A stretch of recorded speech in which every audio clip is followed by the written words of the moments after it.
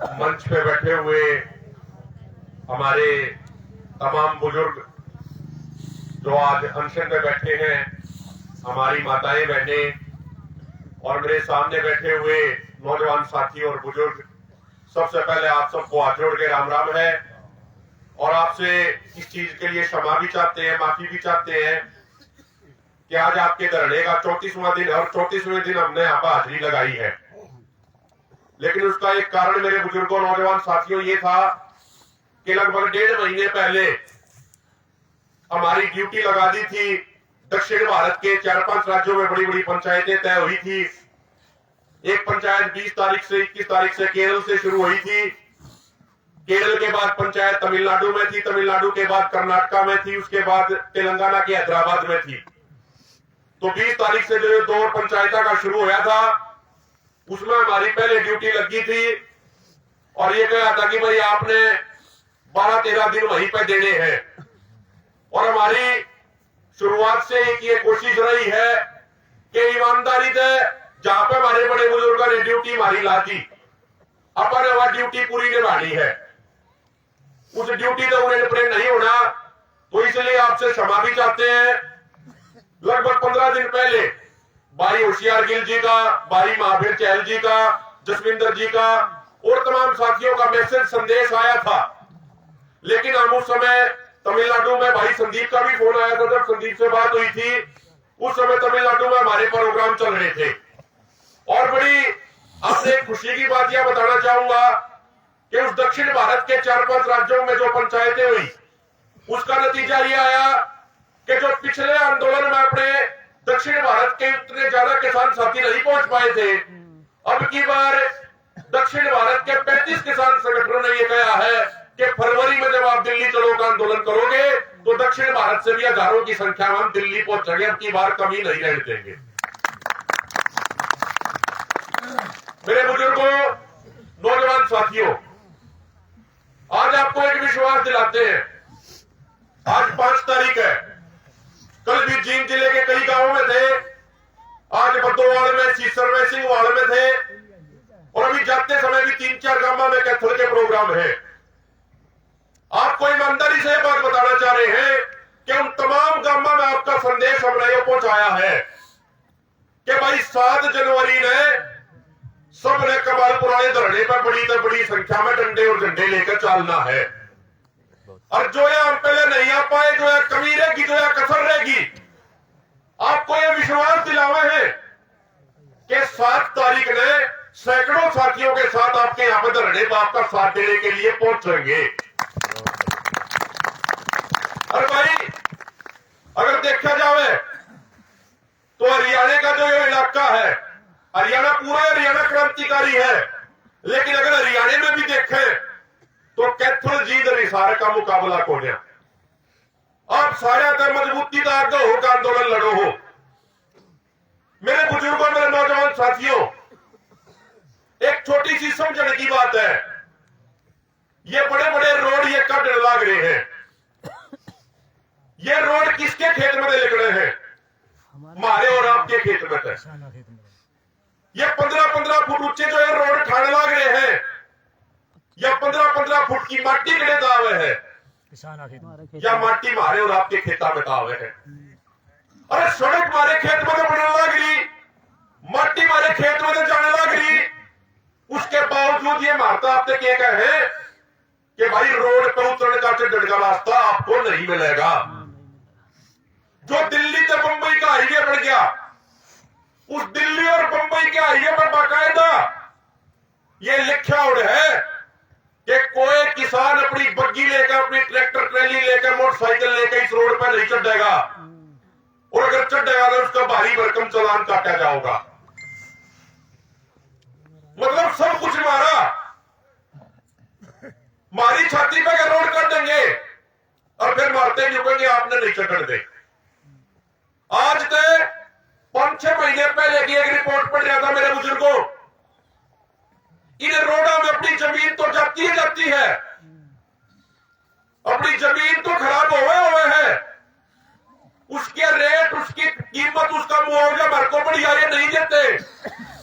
जो पहले 4 गुना मुआवजा मिला करता, वो कानून 2021 में हरियाणा में सरकार ने बदल दिया।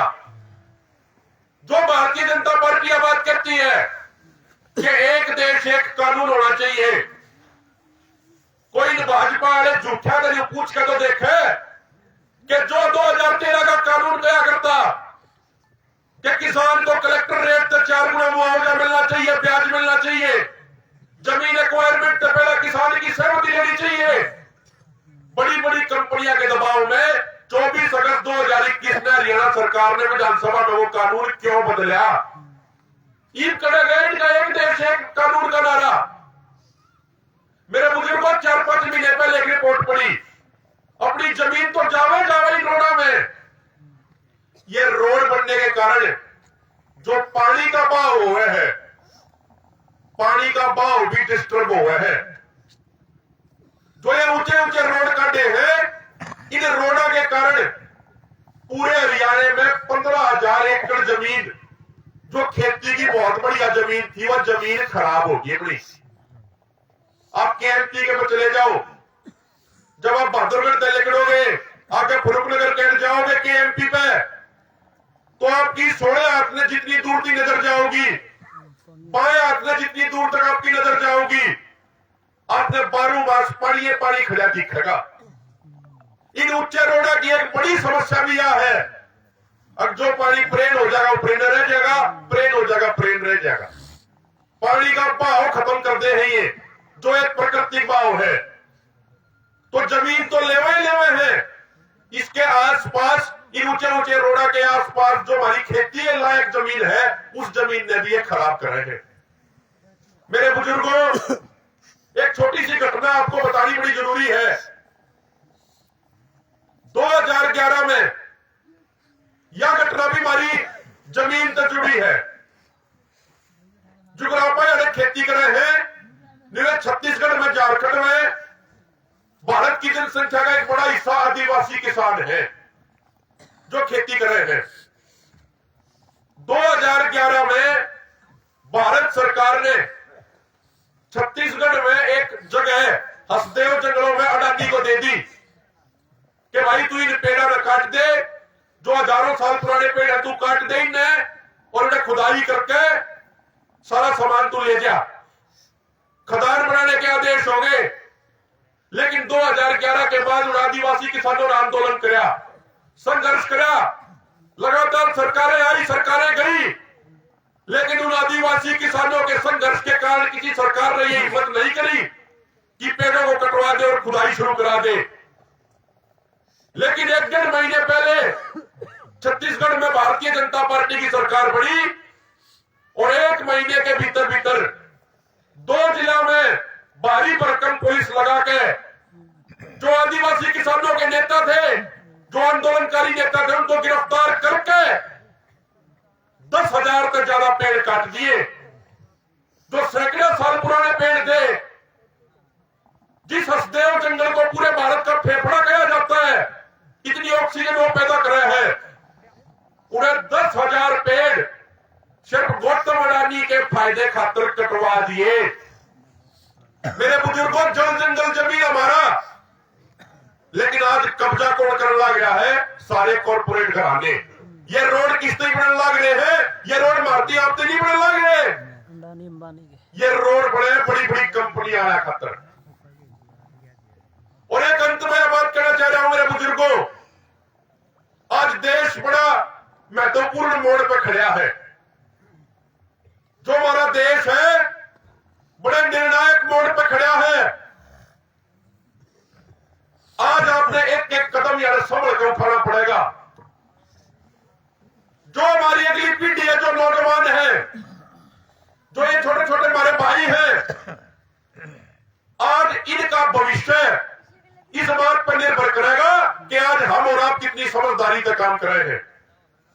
आपने ध्यान होगा 2019 में जब इसी तरीके का माहौल था, देश में किसानों का आंदोलन चल रहा था, नौकरी खातिर बेरोजगारों का आंदोलन चल रहा था, और एक ये माहौल बन गया था कि भारतीय जनता पार्टी सत्ता से बाहर जा रही है।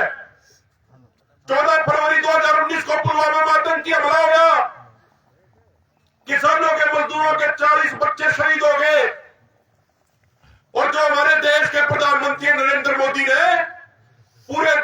चुनावी सभाओं करके के बात कही थी कि भाइयों बहनों, एक वोट शहीद जवानों के नाम पे दे दोगे के? शहीद जवानों के नाम पे इन्होंने राजनीति करी थी और उसके बाद ये सत्ता में आए थे। लेकिन 5 साल हो गए, पुलवामा आतंकी हमले की कोई जांच नहीं हुई। उसी तरीके से आपके 378 दिनों के किसान आंदोलन ने इस सरकार को यह एहसास करा रखा है कि जो किसान समाज, जो नौजवान समाज, जो मजदूर समाज हमारे खिलाफ है। आज खेती बाड़ी का मुद्दा है, आज एमएसपी पे किसान लड़ाई लड़ने लग रहा है, आज स्वामीनाथन आयोग की रिपोर्ट लागू कराने के लिए किसान लड़ाई लड़ने लग रहा है, अपनी जमीन को बचाने के लिए आप जैसे किसान योद्धा आज लड़ाई लड़ने लग रहे हैं। नौजवान बालक नौकरियां खातिर लड़ाई लड़ने लग रहे हैं, लठ खाने लग रहे हैं। इन सारे मुद्दों ने दबाने खातिर 2019 की तरह फिर नए मुद्दे ला दिए, मंदिर मस्जिद, मंदिर मस्जिद, मंदिर मस्जिद। और यदि हमने और आपने वह गलती फिर कर दी, अगर अपने मुद्दे भूल के, अपने खेती बाड़ी के मुद्दे भूल के, अपनी नौकरी के मुद्दे भूल के, अपनी जमीन बचाने के मुद्दे भूल के, यदि हमने धर्म के नाम पे, मंदिर मस्जिद के नाम पर अगर निवे वोट दे दिया, तो अगले 5 साल ये मारे निवे चूत मारेंगे जो पिछले 9 साल तक मारने लग रहे हैं। और एक बात अंत में कह अपनी बाड़ी ने विराम दूंगा मेरे बुजुर्गों। आज जो पंजाब में है ना, पंजाब के कई गांवों में तो ये हाल है कि कोई 40 साल से नीचे का कोई नौजवान बालक है कोलिया गांव में, सारे विदेश चले गए। क्यों चले गए? यार नौकरी को लिया। तो अगर इनका इलाज नहीं होगा तो जो हरियाणा में भी वह स्थिति बढ़ने लग रही है। हमारे नौजवान बालक पंजाब की गलियां बड़े पैमाने पर जाने लग रहे हैं और 5 साल फिर ये राज में आगे तो आप देख लियो हरियाणा के गांवों में भी नौजवान बचने रही है।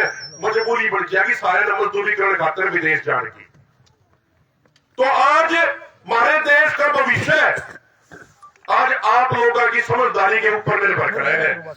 अगर आप समझदारी से काम करोगे तो देश का भविष्य बचेगा, अगली पीढ़ी का भविष्य बचेगा।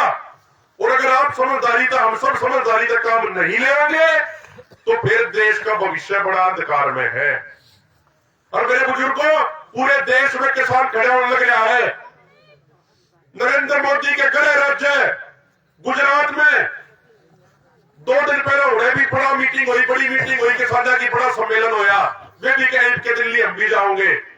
और कल जो 6 जनवरी है, 6 जनवरी ने पंजाब के बरनाला में, बरनाला की अनाज मंडी में 1 लाख किसानों की महारैली होने लग रही है। और पंजाब का किसान भी तैयारी करने लग रहा है कि फरवरी में दिल्ली चलना है। तो मेरे बुजुर्गों, इतनी बात करते हुए अपनी वाणी मैं खत्म कर रहा हूं। जो कमी पहले रहेगी, हम बाहर थे इसलिए नहीं आ पाए थे, आपने दिखाओगे 7 तारीख ने सारे जिला थे, सारे भाइयों ने लेकर 7 जनवरी ने आपके चरणों में हाजिर होंगे। और जिस तरीके का फैसला आप लोगे 7 जनवरी परसों ने पूरा तन मन धन आपका समर्थन करेंगे। जो भी ड्यूटी लाओगे उस ड्यूटी पे खड़े उतरेंगे। 19 की बजाय 21 रहेंगे, यो आपका वादा है। और एक मैं अंत में कहूंगा, मुट्ठी बीच का जो किसान की निशानी है, एक बार जोरदार नारे लाओगे। और भाई नारे में लाओगे जो किसान मजदूरों के बालक से, और जो अपने आप में जुड़ा मानता होगा किसान मजदूरों का कोलिया, भाई वो बेसर नारा मत लाइए। लेकिन जिसकी रगों में किसान का खून है, कोई कहता भाई बेशक खेती ना करता हो, लेकिन सांझ नहर तड़के जो थाली में, जो प्लेट में रोटियां हो, तो जमींदार के खेत पे आवे। तो एक में आपसे निवेदन है, मुट्ठी बीच का हाथ ऊपर करके सारे नारे लाओगे। किसान मजदूर एकता जिंदाबाद, जिंदाबाद जिंदाबाद। किसान मजदूर एकता जिंदाबाद, जिंदाबाद जिंदाबाद। हमारा भाईचारा जिंदाबाद, जिंदाबाद जिंदाबाद। मोदी सरकार मुर्दाबाद, मुर्दाबाद मुर्दाबाद। खट्टर सरकार मुर्दाबाद, मुर्दाबाद मुर्दाबाद। किसान एकता जिंदाबाद, जिंदाबाद जिंदाबाद। और भाई फिर से सैल्यूट है हमारे बुजुर्गों को जो इतने गड्ढे में, भाई बुजुर्गों को इतने गड्ढे में करते करना मुश्किल हो गया है। लेकिन ये अगली पीढ़ी के भविष्य ने बचाने खातिर जो ये कट आपने मिल लेगा 100% मिल लेगा, तो बात तय है। एक दिन 2 दिन पक्ष मिल रहा है या कल मिल जाए, इस बात का फर्क है ना, तो मिल लेगा आपने जरूर। तो उस जो कट मिलेगा आपके पूरे इलाके में अगली पीढ़ी का फायदा होगा। तो उस खातर जो ये हमारे बुजुर्ग बैठे हैं, दोबारा से इनसे सैल्यूट करते हुए मैं अपना स्थान लिया हूँ। कोई बात गलत निकल गई हो तो अपना बात समझ कर माफ कर दिया। बहुत बहुत धन्यवाद।